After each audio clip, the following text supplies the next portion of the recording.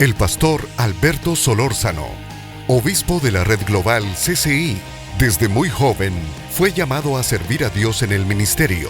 Fungió como pastor general del Centro Cristiano Internacional en Tegucigalpa y actualmente se encuentra en Estados Unidos desarrollando el CCI en ese país como un gran movimiento nacional a través de la oficina central de la Red Misionera Global CCI.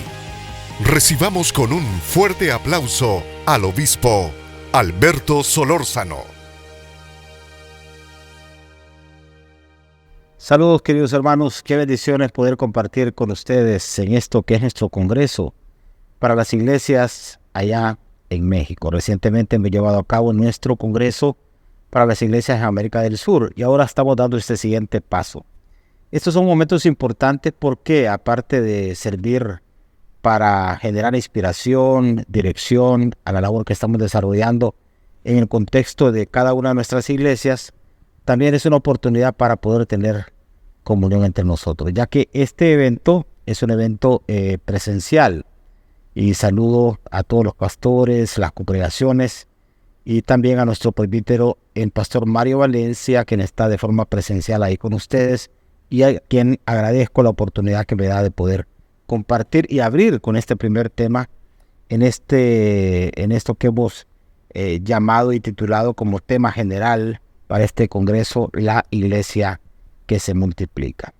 He lamentado tanto la vez anterior que hubo congreso como en esta oportunidad no poder estar en forma presencial. Creo que el futuro, primero Dios, nos va a permitir poder estar ahí. Actualmente nosotros estamos en un proceso migratorio aquí en Estados Unidos que no nos permite por el momento viajar, pero sé que llegará el momento para poder estar ahí con ustedes y compartir.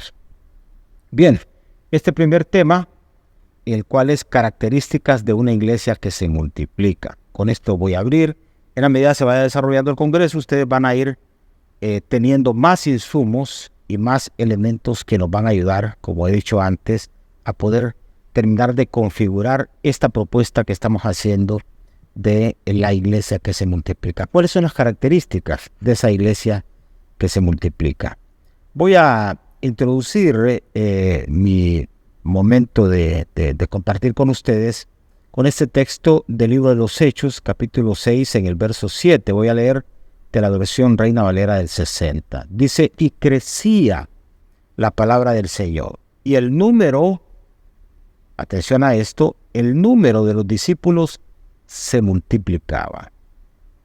He anotado aquí en mis apuntes lo siguiente. Este texto que hemos leído, de Hechos capítulo 6 en el verso 7, nos entrega las características de la iglesia naciente del libro de los Hechos.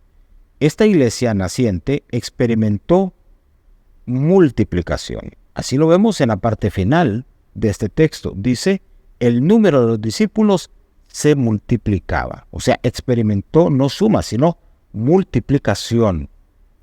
Y queridos hermanos, sin duda alguna, este es el deseo del corazón de Dios para cada uno de nosotros. Dios desea que nuestras iglesias, en cualquier contexto donde están, experimenten esto, experimenten multiplicación. Ahora, vayamos, basados en esta porción que hemos leído, a descubrir cuáles son las características de la iglesia que se multiplica.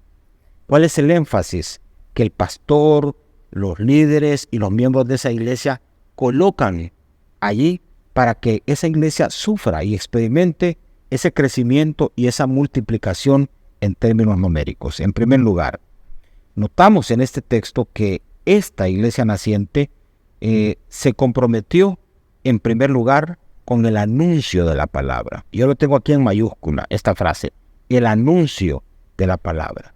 Vean ustedes cómo comienza el texto. Dice, y crecía, ¿qué? ¿Qué crecía primero? La palabra. El resultado de los números se desprendió de anunciar la palabra. Esto lo que significa es que este compromiso es lo que debe colocarse en primer lugar. ¿Por qué? Porque este es el gran punto de partida de la multiplicación. La predicación. ¿Cómo va a haber gente que se convierta si no se predica? Por eso ellos entendieron que el compromiso primero que debían tener era con el anuncio de la palabra. Hay pastores que quieren que sus iglesias crezcan. Hay personas que dicen, no sabemos por qué nuestra iglesia no crece. Pero la verdad es que los miembros de esa iglesia y los pastores mismos, los líderes, no están comprometidos con esto. No evangelizan, no van para hacer en forma intencional ese evangelismo. Es decir, no hay anuncio de la palabra. Y la misma Biblia dice, ¿cómo la gente va a creer si no hay quien les diga, si no hay quien les hable? O sea, nosotros estamos comprometidos con el anuncio de la palabra, con el mensaje, con llevar el mensaje. Así es que esta es la primera característica. La iglesia que quiere multiplicarse debe estar comprometida con el anuncio de la palabra. En segundo lugar, otro elemento, otra característica que encontramos en este texto es el siguiente. El mensaje que llevaban era el mensaje del Señor. El mensaje del Señor. Atención a esto. Dice, y crecía la palabra. ¿Pero cuál palabra? ¿Cuál mensaje? La palabra del Señor. ¿Qué significa esto, queridos hermanos? Que estos primeros creyentes, igual lo debemos de imitar nosotros, no permitieron que se leudara con nada extraño el mensaje. Conservaron la esencia del mismo, basándolo en lo que Jesús hizo para traer salvación al mundo. ¿Por qué digo esto? Bueno, vivimos en un mundo realmente donde hay cosas que aparentan ser el mensaje del evangelio, pero van perdiendo su esencia. El evangelio y la buena nueva es sencilla. Jesús vino a este mundo, Dios se hizo hombre a través de Jesús, y Jesús murió en la cruz del Calvario para traer salvación a nosotros. Esa es la predicación. Y la gente necesita oír ese mensaje. Cualquier otra cosa que le vayamos sumando a eso, en realidad solo va a permear, a enturbiar el mensaje. Y el mensaje, cuando se predica tal cual debe de ser, entonces está respaldado por el Señor, que es el Señor del mensaje, y entonces la gente experimenta conversión. Cuando le predicamos la buena nueva, experimenta conversión, porque se acerca a Jesús y se encuentra con Jesús, y hay un aspecto de orden espiritual que se desata ahí. Pero cuando el mensaje es algo que no tiene nada que ver con el Señor, entonces distorsionamos y no va a haber multiplicación, no va a haber crecimiento. Vean ustedes entonces lo importante. Uno, la predicación de la palabra, y la palabra es la palabra del Señor, es decir, el mensaje del Señor sin leudarlo. Hay que predicarlo tal como está propuesto en Escritura. En tercer lugar, otra característica que se menciona en este texto es la siguiente. Entendieron que no podían dejarse atrapar por el número. Dice, y crecía la palabra del Señor, y creció también, juntamente con esto, el número. Pero yo quiero llamar la atención de ustedes a esto, que los números son importantes, pero no lo más importante. Vuelvo a mencionar, los números son importantes, pero no lo más importante. Porque en eso de querer crecer, a veces el énfasis se pone no en la conversión de la gente, sino en el número de personas que pueden estar llegando a una iglesia. Y fíjense ustedes que no necesariamente toda la gente que está en una iglesia es gente que ha experimentado conversión. Podemos nosotros tener una iglesia llena como se puede llenar un centro comercial, o como se puede llenar un lugar donde se está vendiendo algo o se está regalando algo. Pero no necesariamente esa gente es gente identificada o conectada a través de la conversión con Jesús. Entonces, es la predicación de la palabra, es la predicación de la palabra del Señor, pero no es una fijación en los números. Hoy en día hay una carrera vertiginosa y un afán de pastores y de líderes y de iglesias básicamente buscando un crecimiento en números. Y tratan de llevar a la gente a la iglesia y decir, mi iglesia tiene tantas personas, pero la pregunta no es cuántas personas tiene nuestra iglesia, sino cuántas personas realmente están convertidas, han tenido ese encuentro con el Señor.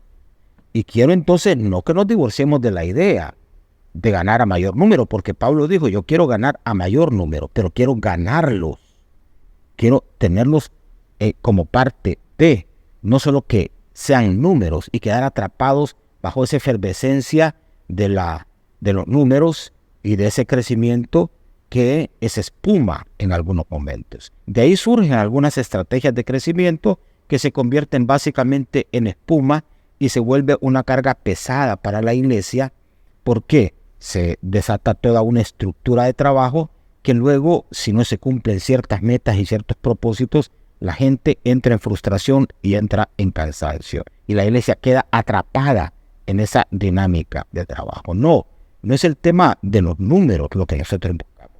Lo que nosotros buscamos es gente que se convierta al Señor. Así lo proponemos. Gente que tenga ese encuentro a través del mensaje que les predicamos y que es el mensaje del Señor.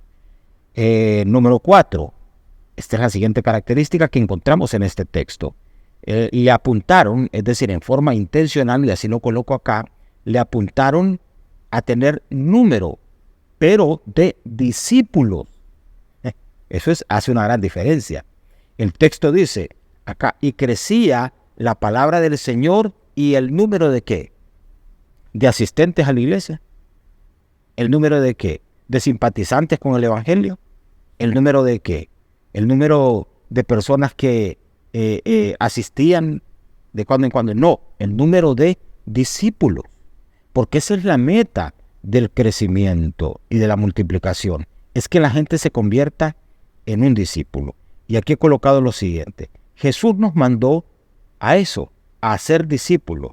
Es decir, gente aprendiz que modela a Jesús en todo lugar. Gente aprendiz que modela a Jesús en todo lugar. Un discípulo es alguien que se parece a su maestro, que imita a su maestro, que sigue las directrices del maestro y lo hace en todo contexto. Entonces, no es lo mismo que alguien llegue a nuestra iglesia y sea parte de una celebración de un fin de semana, pero realmente no es un discípulo. Cuando esa persona sale de la iglesia, no sale con la intención de reflejar a Jesús afuera o de multiplicarse, porque lo que impacta para que algunas personas se acerquen o que las personas se acerquen a Jesús es el mensaje, no solo que decimos, sino el que vivimos. Y cuando entonces la gente se convierte en discípulo, es el discípulo que puede hacer otros discípulos y ganar discípulos. Por eso Jesús dijo, tienen que hacer discípulos. Y hacer significa un proceso. Es que la gente entre en una dinámica, en un proceso de transformación que le lleve más allá de solo la conversión, para un proceso de maduración y de ser discípulos. Entonces, esta es otra característica.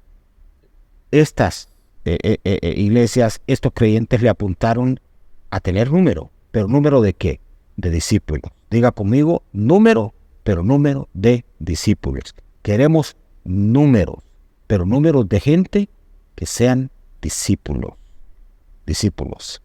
Número 5. Tenemos acá, ya para ir concluyendo, lo siguiente. Otra característica. Sabían que la meta final de ese discipular gente, de ese discipulado, era la multiplicación. O sea, no dejaron que la iglesia se convirtiera en un fin en sí mismo. Y tampoco dejaron que la experiencia de vida cristiana se convirtiera en un fin en sí mismo. Es decir, yo disfruto de la salvación que Jesús me está dando, pero ¿qué hago con eso? No, es que el mensaje que a mí me dieron, yo debo de darlo. Así piensa un discípulo. Entonces, sabían ellos que al convertir la gente en discípulos, tenían como meta la multiplicación. Ahora vamos a lo siguiente en el texto. Dice, y crecía, estoy leyendo todo el texto, la palabra del Señor, y el número de los discípulos, ¿qué hacía? Se multiplicaba. Estamos hablando de nosotros, de la iglesia que se multiplica. Entonces, la iglesia que se multiplica debe de tener estas características. Y una de ellas es que la gente que se convierta en discípulos, porque los discípulos son los que generan multiplicación. Es decir, esos reflejan y comparten el mensaje del Señor que puede impactar al mundo que está fuera de las paredes de la iglesia, y entonces esos discípulos pueden traer a otros al Señor, y esos que vienen al Señor también convertirse en discípulos. Y termino con esto. Es así, queridos hermanos. La iglesia que realmente se multiplica se concentra en hacer discípulos que se multiplican en discípulos. He dicho y lo compartía en una conferencia para nuestras iglesias allá en Chile recientemente, que la meta final de todo proceso de discipulado en una iglesia no debe ser formar gente solo para que sirvan dentro de la iglesia, que normalmente es lo que está ocurriendo. Es que pensamos que el discipulado es una persona que se vuelva discípulo, ¿para qué? Para que sirva en la iglesia, ¿en qué? En alabanza, dando la bienvenida. Eso es dentro de las paredes de la iglesia.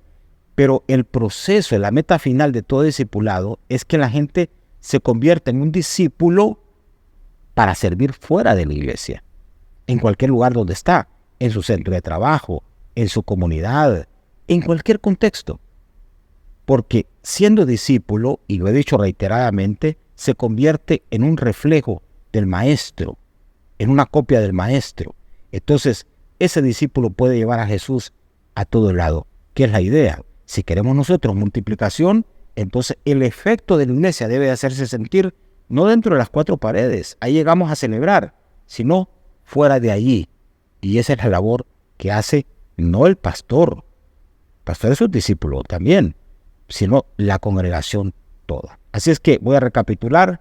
Entonces leo el texto, dice: crecía la palabra del Señor y el número de los discípulos se multiplicaba. Aquí encontramos 5 características de la iglesia que se multiplica. ¿Cómo es? Se compromete en primer lugar con el anuncio de la palabra. En segundo lugar, el mensaje que llevan es el mensaje del Señor.